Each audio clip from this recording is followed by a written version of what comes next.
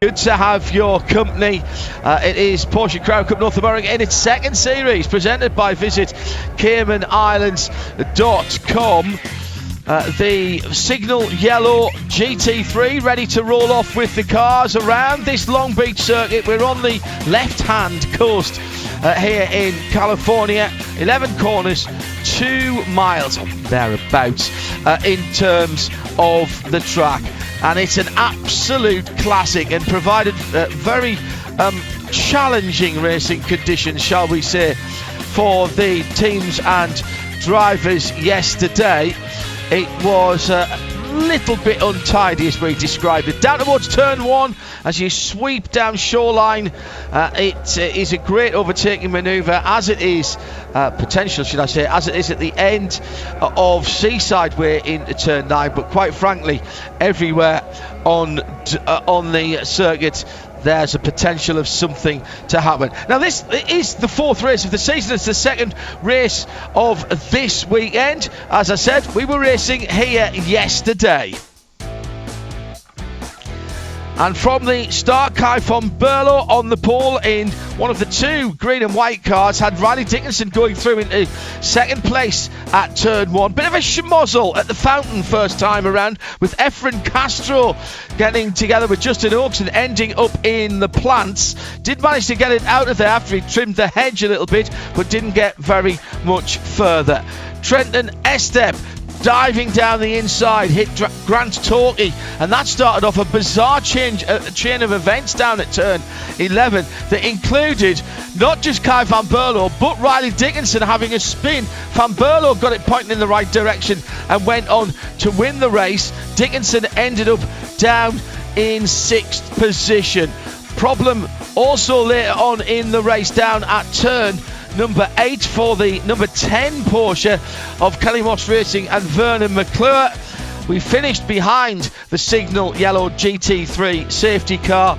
Van Berlo taking the victory in Pro in Alan Metney, who took the win there. Congratulations to them both as the cars roll off the line. Behind that beautiful GT3 road car, which has been provided for us by the Porsche Experience Centre LA, which is up at Carson City, not too far away. And the bizarre thing about that car is, by the way, tomorrow it's back on the fleet, and we'll have visitors to the visitors to the Porsche Experience Centre driving that signal yellow car tomorrow. Part of the GT experience there. You can work your way up to that on a fantastic site not too far away from us here in Long Beach. I'm John Hindhaugh in the Haggerty Global Broadcast Centre. Jeremy Shaw is here and we are ready to go racing. Jeremy, that's incident, that bizarre set of circumstances with the fluid down on the circuit at turn 11 yesterday, causing a lot of late work for the teams in the convention centre. Yeah, that's exactly right, and particularly to that number 6 car for Trenton Estep. The front end of that car was absolutely destroyed. They had to cut it off, put on a complete new front clip onto that car. The team for MDK Motorsports was up until 5 o'clock this morning repairing that, and then had a couple of hours sleep in the hotel and come back to finish it off today. They did a magnificent job to get that out again, and also a lot of help from a lot of teams around the paddock, including notably the ACI team, the Advanced Collision Inc. team, which are Advanced Collision, that's what they are. They're used to repairing cars, and they were a lot of help, despite the fact it was one of the ACI cars, Grant Torquay, who was taken out by Trenton Estep when he made that mistake at the hairpin. And Trenton, he put his hand up, totally my fault, he said. It was an optimistic move at the best of times. He also, his foot slipped off the brake a little bit as well, just to compound the problem. So, but he put his hand up, and one of those things, you just got to put it behind you and move forward and get ready, get your head focused for today's race. So side by side, the two Kelly Moss teammates, Kai van Berlo on pole position, will lead them to the green flag for round 4 of the Porsche Carrera Cup North America, presented by visitCaymanislands.com. Riley Dickinson with the red trim on his white and green car, the 53 alongside him. Then it's Trenton Estep, TJ Fisher for MDK and top, Parker Thompson for JDX, and Michael McCann for McCann Racing. The green flag is in the air and we are underway. The 40 minutes has started. The countdown has started round the outside. Here comes Riley Dickinson and his teammate. He's squeezing the pole sitter. He's 3/4 of a Porsche ahead, but down the inside, here comes Estep looking for a lane breaking manoeuvre, and Riley Dickinson almost inevitably goes straight on at turn 1, and everybody, wow, just about avoids him as they go through. My goodness, Parker Thompson was close there as he went through with the JTX racing car. There's a bit of a stack up around the fountain area. Dickinson's gone into the tyre bundle at turn 1. His teammate Kai van Berlo leads Estep down the inside of TJ Fisher at turn 6. They're disputing second position at the moment, with Parker Thompson in 4th as he swings wide and tries to get the cutback. Lee Keane down the inside. There's Dickinson, he's moving again. Remarkably, Dickinson has only dropped down to about 7th position. I can't actually believe what I'm seeing now. A big touch on Seaside for the first time, and Dickinson was right there as well. It's the 13. That's the Chosky car, and don't tell me that's the 11. It is the 11.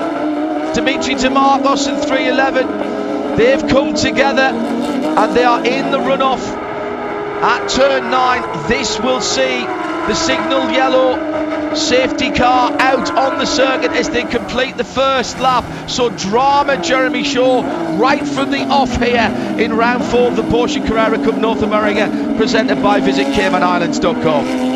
Yeah, that actually wasn't Riley Dickinson in the middle of that pack there. That was the third Racing for Children's car of Michael McCarthy. The 3 cars look almost identical, just slightly different colours on the bottom part of the nose section there. But yeah, that was a big accident there with Dimitri DeMarcos and Varun Choksi got together there on Seaside Way. Most unfortunately, here now comes Riley Dickinson into the pit lane.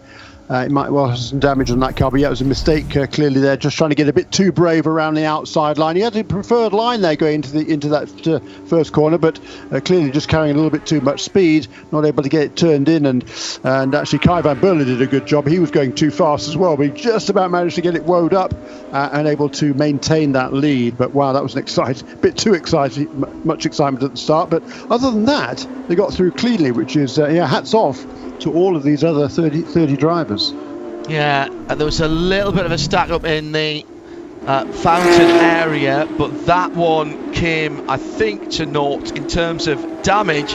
But then running down Seaside, and thank you, Jeremy, for that, saw the white and green car, and I saw immediately thought that Riley Dickinson had rejoined, but as you said, it was the third of the 3 Kelly Moss racing cars in those colours, and I'm afraid that it is big damage for both of them. And how did that happen? Well, that was disputing positions with 3 wide just coming out from under the bridge, and the Kelly Moss car squeezed in the middle by Dimitri DeMarcos in the black and red number 11 and the number 13, as we mentioned, that's the white, red and black car, and that machine driven by Varun Choski, the man from Atlanta in Wright Motorsports.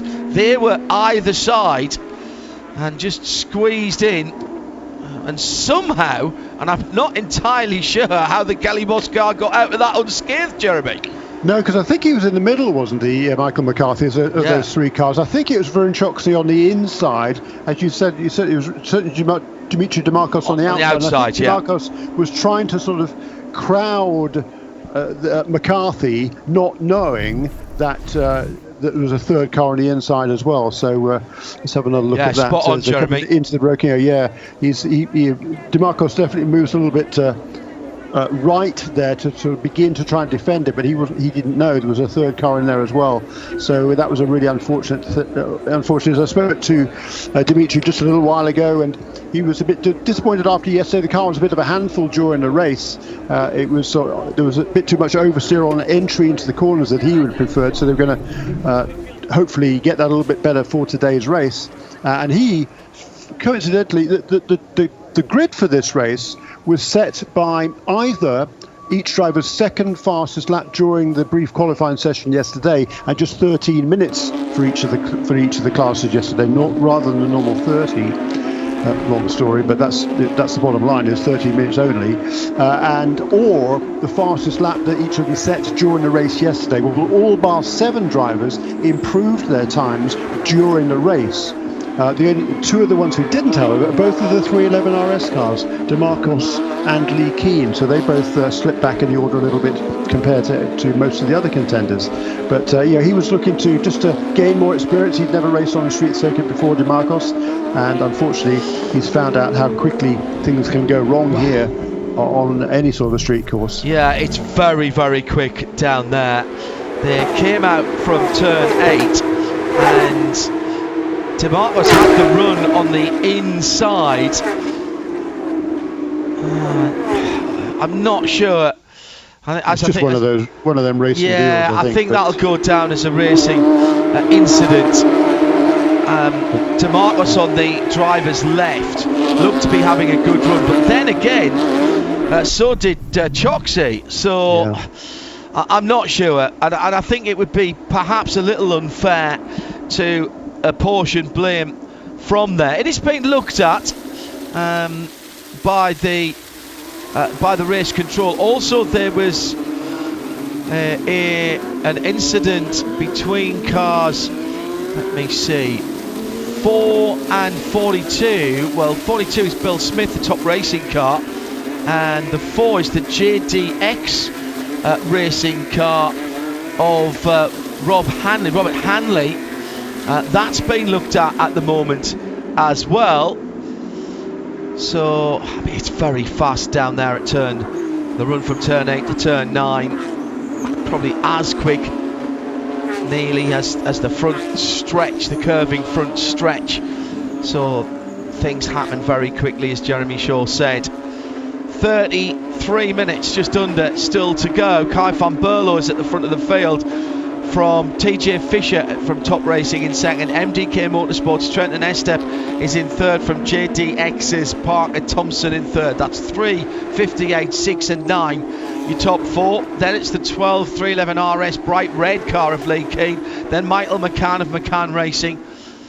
Then in 7th position is the number 7 of Michael McCarthy of Kelly Moss Racing, who was that third of the white and green cars. And the clean-up continues after a very busy weekend from our track services, corner workers and marshals. So we thank them, everyone, for their hard work this weekend, and it appears their work is not over, as they are still working hard down there with just under 32 minutes to go. And interestingly, I think top 6 cars all run by different teams. Kelly Moss, Top Racing, MDK Motorsports, JDX Racing, 311 RS Motorsport, and McCann Racing. That's pretty cool, isn't it? It shows you how equally matched I think these cars are, and the competitiveness. Good start once again by Justin Oakes for Nola Sport in car number 47. He had a problem yesterday during the race. Can't remember what it was now, but he was leading it from the pole position yesterday. Interesting guy, just in his 2nd season of racing. He's from Texas. He runs a company that does a lot of commercials for different businesses, and he's started racing last season. Had a lot of success in the Trans Am series. Won the SGT title, I think it was, the category there, and now moving into the Porsche Carrera Cup North America and running inside the top 10 very, very impressively. Good start by him. He steered clear of that drama on Seaside Way, and he leads that Pro-Am class from Jeff Mosing in 2nd place, and Alan Metney, I think, had to jump on the anchors to avoid that melee, has lost a couple of positions down in 13th.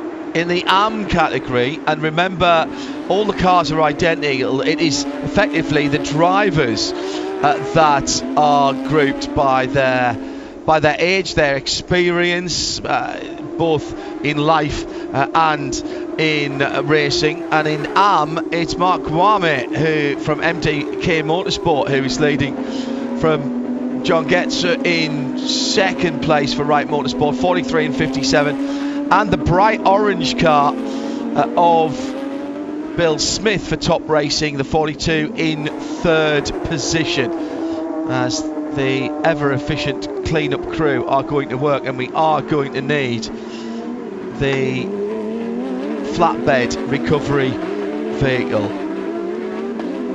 and that is already down there. Under half an hour to go. It's been a fantastic season for the young Dutch driver who leads the field behind that signal yellow RS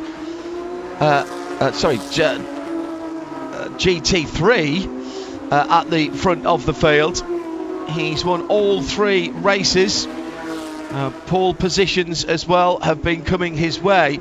And Jeremy, we were talking about him at Sebring, certainly stamped his authority, or at least certainly showed us his credentials last year when challenging for the championship that was eventually won by the Channel Islander Sebastian Prio in the first year of Carrera Cup North America.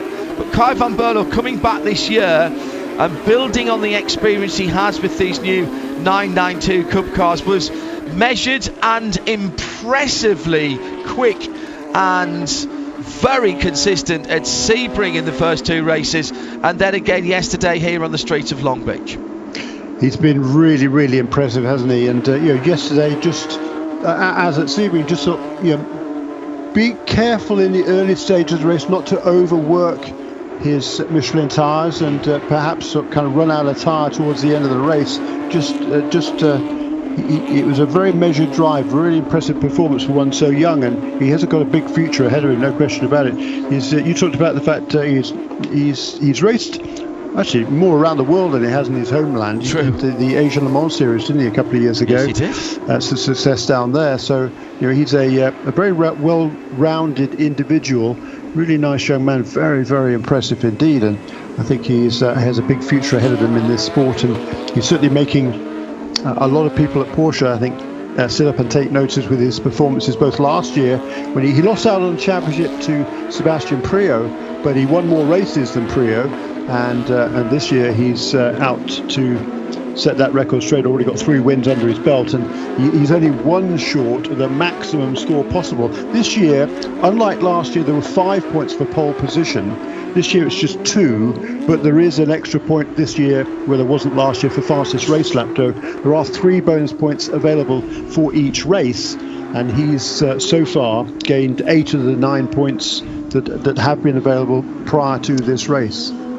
So the clean-up continues. We're under full course yellow and behind the Porsche 911 Type 992 GT3, which leads the field. That'll be back on duty in its Porsche Experience Centre livery. It'll be back on duty tomorrow up at Carson City for various guests of the Porsche Experience Centre to take some fast laps around what is a fantastic facility there, including the workshop behind a big glass wall on the right hand side as you walk in, and some great remedial work going on there to some classic Porsche street and race cars from down through the years. Very fortunate to get behind the scenes there.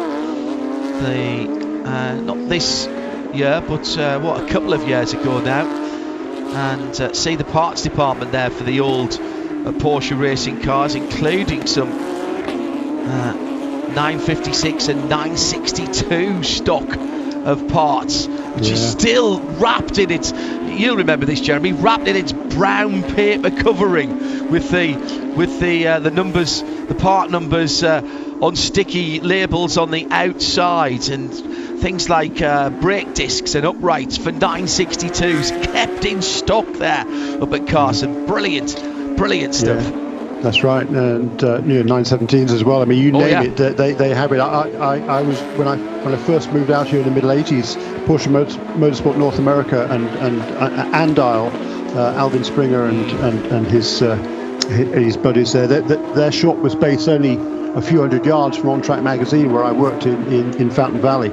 So I used to nip down there every now and again and see some of these glorious cars there being either fettled or restored or whatever. Yeah, tremendous fun. They've moved the operation, as you say, just 30-40 miles north now to Carson. I haven't been to that new facility. Oh, yet. Jeremy, that's something I've got to do. I know. No, well, listen.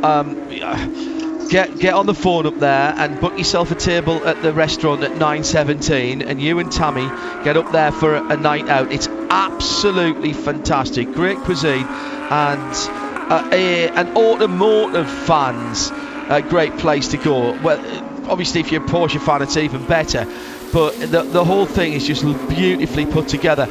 We're behind that car at the moment. As I said, that'll be back on duty doing its job at PEC LA tomorrow because of the incident earlier on. And just a note from race control in terms of that accident down Seaside Way, incident responsibility and a drive-through for the record for Dimitri Dimakos and in the 11 car, which was involved there, and Varun Choksi as well. So yes, of course they're not going to serve that, because both of those cars are being taken back to the convention centre in their paddock area, and the drivers are out of their cars. But that is for the record, and what race control are doing there is just saying to everyone else on the pit wall, who will pass it on to all the drivers because they are in radio contact, look guys, we're not saying it was deliberate, but that wasn't the driving standards that we would have expected, and squeezing a car in the middle is not where we expect you to be.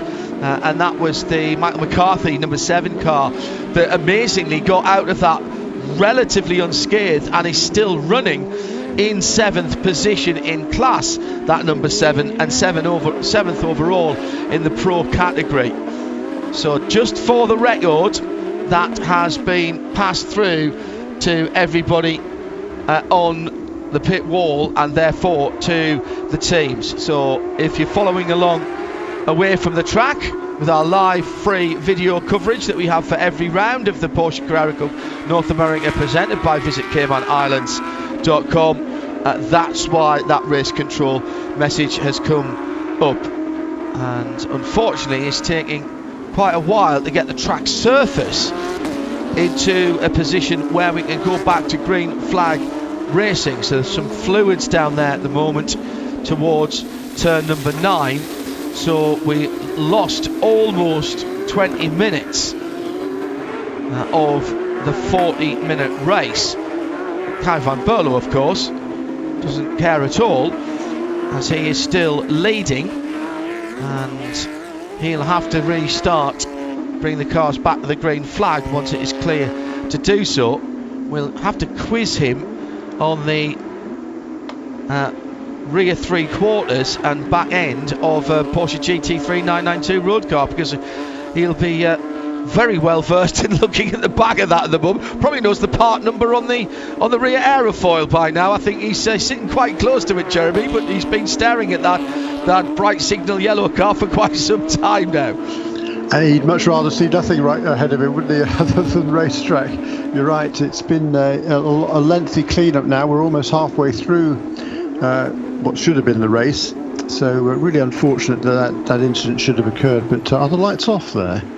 Yeah, looks like they are, hasn't they? So I think that safety car is now pulling away. I think we're going to get ready for a restart, and let's hope here nobody gets too greedy, and they can just get through the first couple of corners, settle down into a race, and then have a proper race for the final 20 minutes of the 40 minutes that were outstanding at the beginning of the event.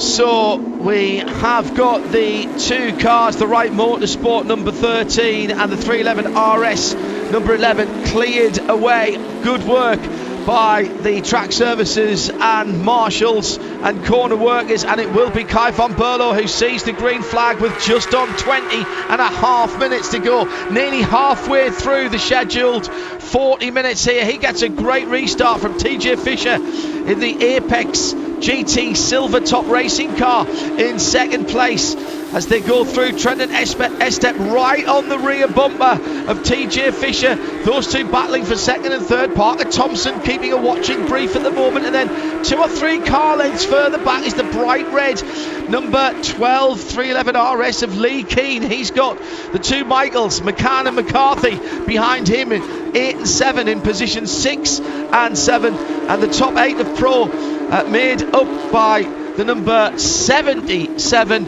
and that is Travis Wiley, the man from Austin, Texas. Then it's the primary leader, Justin Oakes for Nola Sport in that multicoloured car in 9th position. Then Grant Torquay restarted in 10th for ACI Motorsports. Yellow and red flags out on the entry to turn number 9 at the end of Seaside Way. Not the Catalan flag. That is showing that there is something on the track that shouldn't be there in this case. There's some oil dry and potentially still some fluid there from that 2-car accident. We've restarted. Kai van Berlo has done exactly what he needed to do and a bit more, Jeremy, because he's pulled out 1.2 seconds. The battle is on for second place. Yeah, that's right. He's made an excellent start there, and TJ Fisher holding on as best he can in second place. I think Trenton Estep knows he's faster here, but he's got to find his way past. And after the incident yesterday, he's going to be a little bit more circumspect, perhaps. He's not going to want to push the envelope. He just wants to get some points back on the board because Trenton had a good first weekend of the season, a couple of 4th place finishes, but yesterday had started on the front row. But it didn't end well for him at all. No points at all from yesterday. So he wants to get himself back in championship reckoning. He wants to make sure, first of all, he finishes the race. If he gets second place, great. If you can then go after Kai van Berlo, even better. But right now, a good finish is his primary concern. Yeah, and this championship in the past, in its previous guises, when it was a Porsche Cup GT3 Cup event, and now in its new for 2021, so into its second season of Porsche Carrera Cup North America, has always been a very tight championship, and not getting the points at one round, having a bad round, can really trip you up when it comes to the end of the season at Motul Petit Le Mans at Michelin Raceway Road, Atlanta.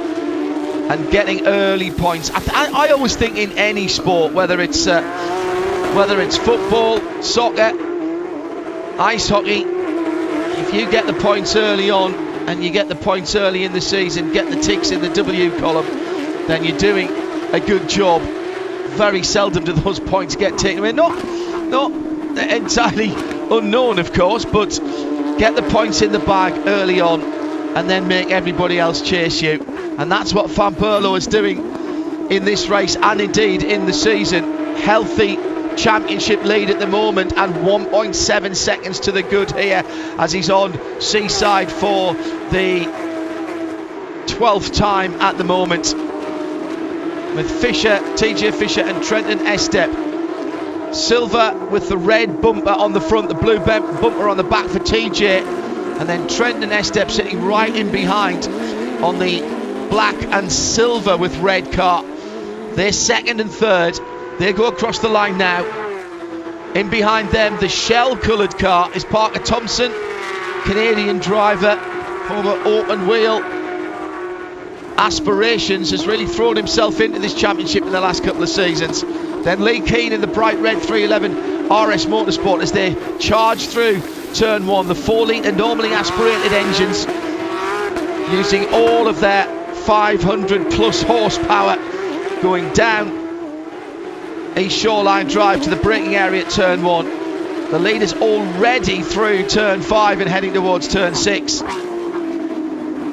This flat 6 classic Porsche configuration, sitting low down and behind the driver of the rear axle. Lots of grip from the back end, and the track in its best condition all weekend. All the rubber has been laid down from Friday onwards. IndyCar having completed its race, and now the Michelin tyres giving great traction here for TJ and Trenton, who are still battling for second position. At the hairpin now, Jeremy, nip and tuck here, absolutely nothing between these two young chargers. No, I think Trenton Estep probably feels he's got a faster car, but what a magnificent job by the MTK Motorsports team to get that car repaired again. He sent me a picture of it from 11 o'clock last night, did Trenton, and there was no front end. The front end was completely gone. They've got a new clip down from Carson. They've put it all together again, and it's pretty remarkable if you think what that car looked like even 12 hours ago at 5 o'clock this morning when the team left to go back to get a couple of hours sleep. Fabulous job by them. So Trenton Estep, he's got a bit more pace here than he can show, I believe. But Trenton Estep, TJ Fisher, is doing a nice job there in the second place. The Northern Californian, he loves racing on these street circuits as well. Done a little bit in the past on these Road to Indy open wheel days some years ago. And he's taking advantage of that experience now and making it difficult for Trenton Estep. Yeah, it's a good point you make, Jeremy, because we focus, and rightly so, on the drivers out there on the circuit, but there's a huge infrastructure behind each and every one of these Porsche Carrera Cup cars on the track at the moment from the teams. And whether it's Kelly Moss, Top Racing, MDK, JDX or 311, McCann, ACI, they were particularly busy over the weekend and helping out some of their competitors. Nola Sport, Premier, Irish Mikes. There's some big teams running quite a lot of cars here, and that, Jeremy, takes a lot of logistics and a lot of hard work from the mechanics, the engineers and the team management just to get these cars to the track, never mind when things goes wrong. Yeah, it is a major exercise, you're right, and most of the races are based toward the East Coast, but this year they'll be racing. The next round of the championship is at WeatherTech Raceway Laguna Seca in a few weeks' time, and in fact all of these teams from here will be going straight up to WeatherTech Raceway for a test on, I think it's Tuesday, Wednesday next week. So that's another reason to kind of look after your equipment, because if you're an East Coast based team and you have dramas out here, you don't want to be rebuilding cars all the time. Dive down the inside towards the braking area at turn 9 for Trenton Estep, but he thinks better of it. And whilst we're talking about where this series is going later in the year, announced earlier on this weekend here at Long Beach. And touch, come back to that in a moment. Little bit of a bump and run from Trenton Estep on TJ Fisher at the hairpin. They're side by side as they charge towards the stripe, and as they go across the line, TJ Fisher somehow manages to get it back. I wonder if Trenton just lifted off for a moment there and dropped back because he knew he had made contact with the back of that Apex Capital car, and there's a little bit of a damage on the front end and the front luggage compartment. No engine in there, so I won't call it a hood or a bonnet, but you know what I mean, that the hood on that car is just moving around a little bit. Lifted the back Michelin tyres off the ground there, and Estep got down the inside at turn 11, but I think he just lifted off a tiny bit. Problem for Efren Castro as well, as he had to avoid the number 88. That's the Hutton McKenna car, the Wright Motorsport car back in the championship. Great to see the McKenna Porsche colours from round this area as well, of course, the white and yellow. Back in, but making a mistake at turn 8, but he's continued. Meantime, Trenton Estep still harrying the back of TJ Fisher whilst this is going on. Kai van Berlo is 4 seconds up the road, and now I'll finish my thought a lap later than I was trying to get it out. Announced earlier on this weekend, the second edition of the Sports Car Together Festival by Porsche at the Indianapolis Motor Speedway. That will be the first weekend in September and will include rounds of this championship as it did last year. Really looking forward to getting out there for that one. a real celebration of everything sports car and everything Porsche. And we'll have coverage of that for you if you can't get to that event, as we do with all of the Porsche Carrera Cup North America events presented by Visit CaymanIslands.com here on IMSA Radio and IMSA TV, as well as on the Porsche Carrera Cup North America social media areas. It's all free and no blocks or breaks. Leading in GT Pro-Am, Justin Oakes for Nola Sports with the multicoloured Drone Works car. He's having a fairly quiet race at the moment, sitting in 10th overall. Got about 7 seconds between himself and anyone behind him, and he's a couple of 3 seconds away from, that'll be Grant Tolke, who's a little bit further up the road. Meantime, Jeremy battles right through the field, but for second place, side by side. Estep gets it done this time, coming out of turn 11, but he's on the right hand side. That's good for the first part of the front stretch, but not as you come down into turn 1. TJ Fisher has the inside line. Who's the last of the late breakers? Fisher is. Brilliant stuff, and Parker Thompson just closing in. A 3-car battle now for second on down. Super battle between those two. Good respect between them as well. I think you're absolutely right there on that previous lap when Estep got into the tail end of Fisher at the hairpin. I think you're right. I think he might have backed off a little bit and let TJ regain that position again, because he probably had the edge coming off the corner. But this time a nice clean pass there. Well, trying to make a clean pass, I should say, but not quite able to. And TJ Fisher, they're side by side here into turn 8. What a great move that is. What a move! That is a great move. He's going to try and make a move as well. Yeah, he was into the back of the Apex Capital car as they were coming out of turn 8, and in the wall at turn 8, the exit of turn 8, that is the number 8, and that's Michael McCann of McCann Racing. He was in 6th position, Jeremy, in the silver, black and red car, and with 8.5 minutes to go, that might bring out the full course yellow and the safety car. So make your passes now if you can. Parker Thompson's got a good run on the number 58 of TJ Fisher. This would be for third, and the last place on the box down towards turn 1. Tries to get down the inside. TJ from the middle of the road defending, and that was all right. Didn't move about, picked his line and stuck with it. Still second, third and fourth absolutely together with just under 8 minutes to go, and a car in the wall.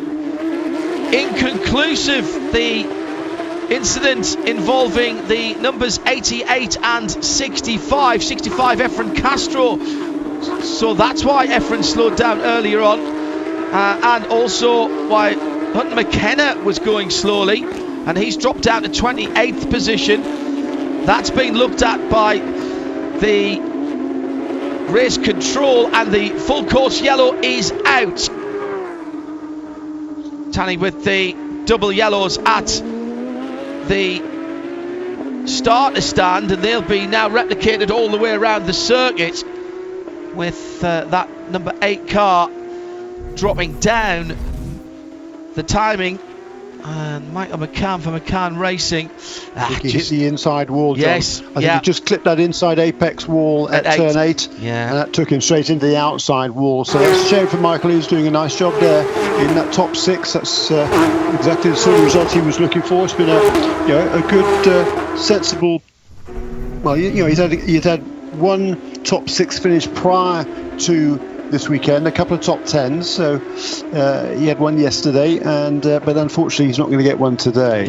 That battle, but there's a super battle, by the way, going on for the AM category between 3 cars. Mark Kwame was leading it from John Goetz and Bill Smith. John Goetz has found his way past, actually, in that Wright Motorsports car number 57, so he now leads that AM category from Kwame, with Bill Smith right there in 3rd position as well. That's Wright Motorsport from MDK from Top Racing. The problem, I think, for Michael McCann is that he's so tight up against the wall on the right hand side that he can't get out of the car, so that they'll have to pull that car away or help him out through the passenger side. 57 is the silver and purple car of John Goetz in the Wright Motorsport machine. He is the leader, as Jeremy has mentioned. Now he's sitting on his own at the moment, so have the other two just dropped off, or has there been an incident there? Because they were very close together. Kwame has dropped back some 7 seconds, but that might just be because of the safety car. Yes, I think it is. Mark realising there was no point no point in fighting. So John gets there, still leading with just on 5 minutes to go. Yeah, and with a bit of luck, we might, there's Michael out of his car, but it's still going to take a few minutes, isn't it? I rather fear this might not go back to green, which would be a shame. Unfortunately for Michael McCann, I think he just clipped that inside wall, and once you do that on these street circuits, there was a time when there was a sort of fairly substantial curb on the apex of that corner, but that's been trimmed back. It was there to stop people doing exactly what happened there to Michael McCann, but in recent years the suspension systems on the cars are so sophisticated these days, or some cars are so sophisticated these days, that they can ride what previously curbs could not be ridden, and as a result of that, I think that curb has been taken away, and now the cars run pretty much up to that wall, and in some cases onto it, which is what happened there for Michael McCann.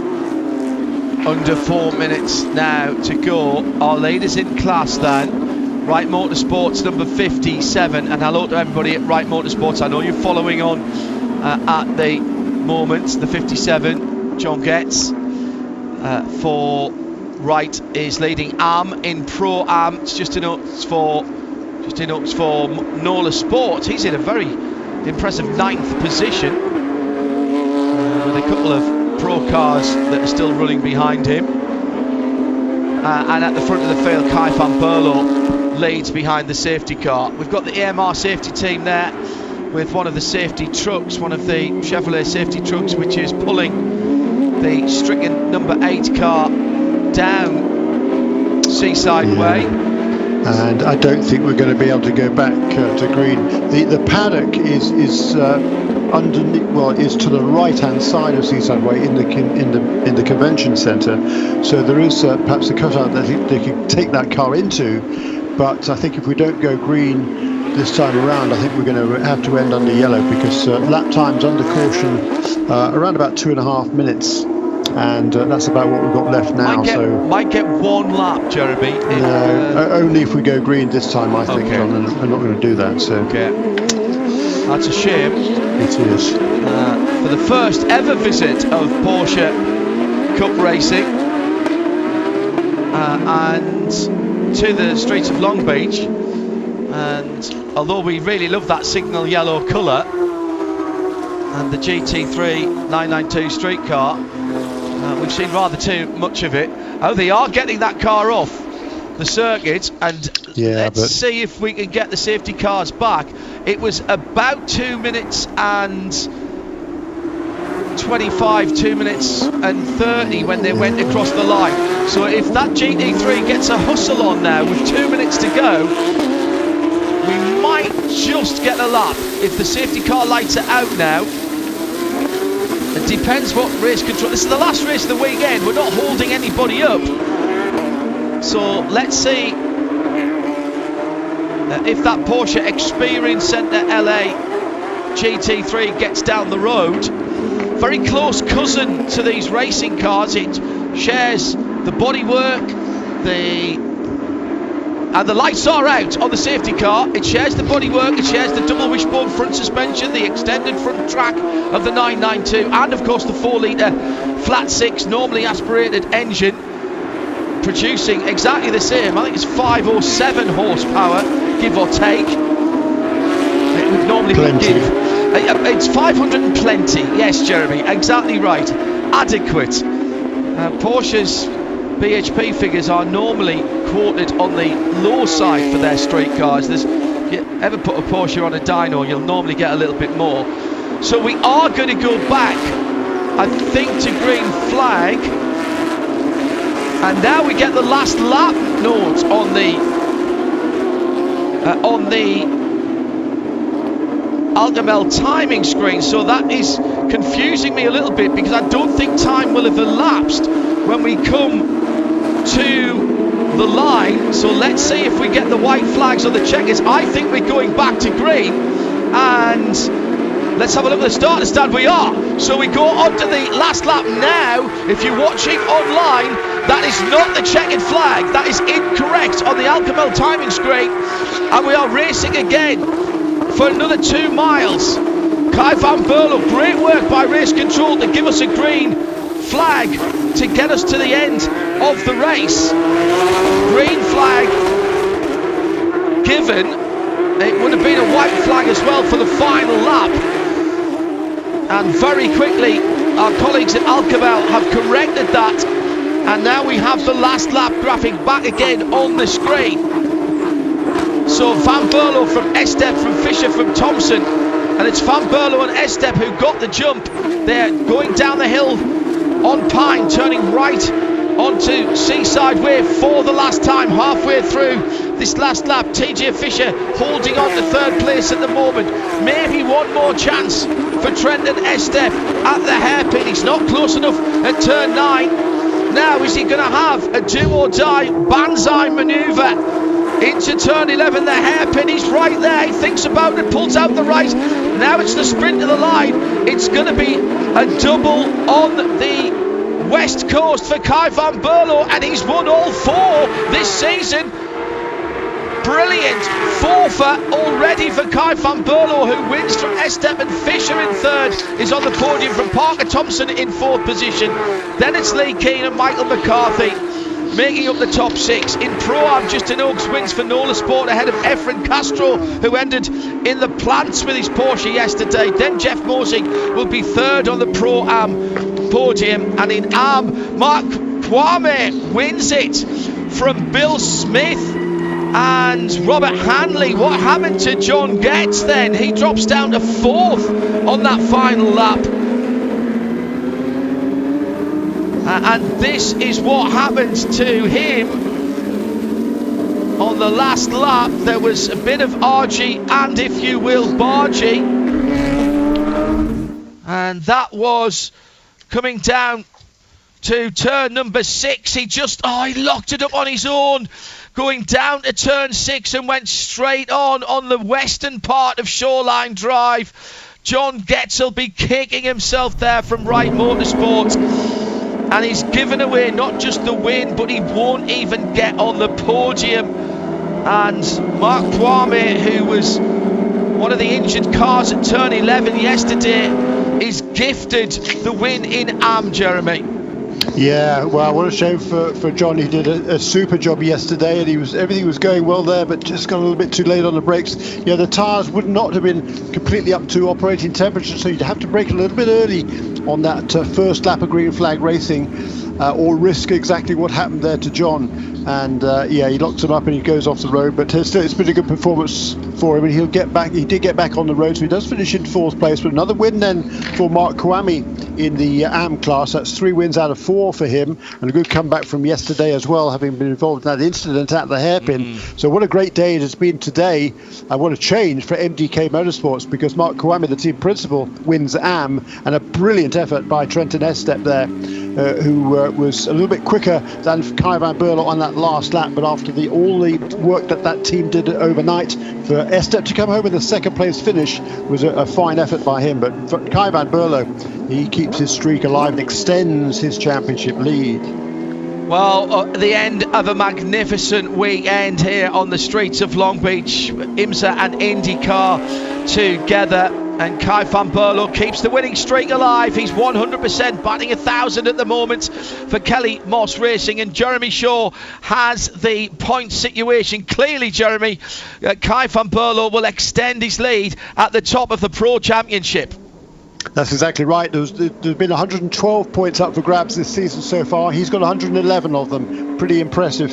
In 2nd position, Parker Thompson with a 4th place finish this afternoon in 71 points. He'll be in second place. Third equal on 48 with Riley Dickinson and Trenton Estep.